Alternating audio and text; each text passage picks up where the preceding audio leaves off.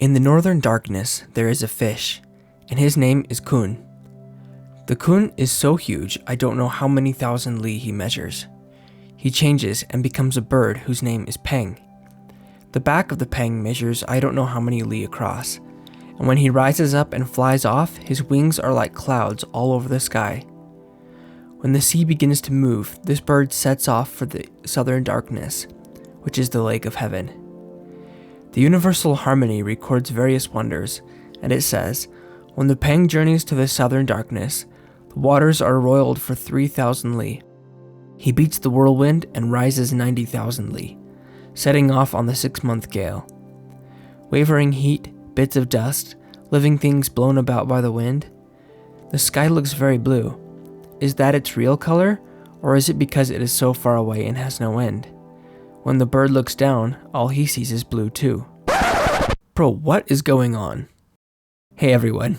For those of you who don't know yet, this is the first of several videos I'm going to do, breaking down the Zhuangzi. The first time I picked up the Zhuangzi and started reading all this stuff about fish and giant birds, I was very confused. If you don't know what's going on here, it can be tempting to just pass all this off as some kind of ancient Chinese fever dream. But let's just keep reading and see if we can pull some kind of meaning out of all this.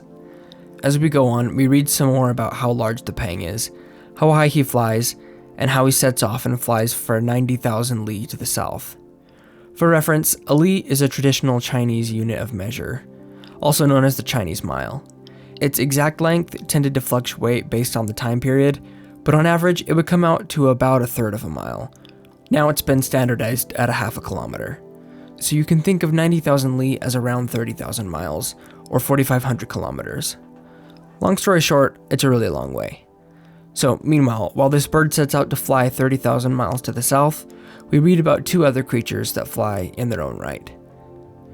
The cicada and the little dove laugh at this, saying, when we make an effort and fly up, we can get as far as the elm or the sapwood tree, but sometimes we don't make it and just fall down to the ground. Now how is anyone going to go 90,000 li to the south? If you go off to the green woods nearby, you can take along food for 3 meals and come back with your stomach as full as ever.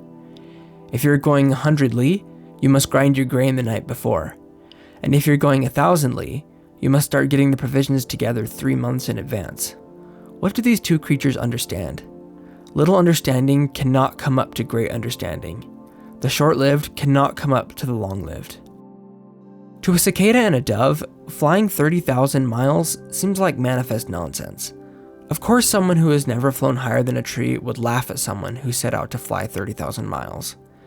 This is the first of many assertions in the Zhuangzi that your worldview often has a lot to do with what you can see from where you're standing.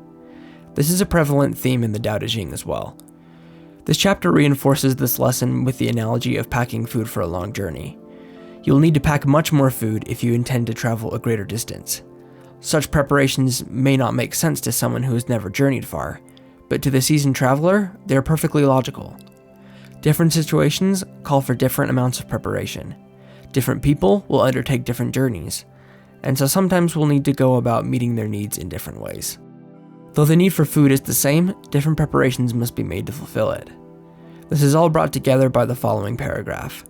It refers back to Peng the bird, its size, and how far it flies, and then says, the little quail laughs at him, saying, where does he think he's going? I give a great leap and fly up, but I never get more than 10 or 12 yards before I come down fluttering among the weeds and brambles. And that's the best kind of flying anyway. Where does he think he's going? Such is the difference between big and little.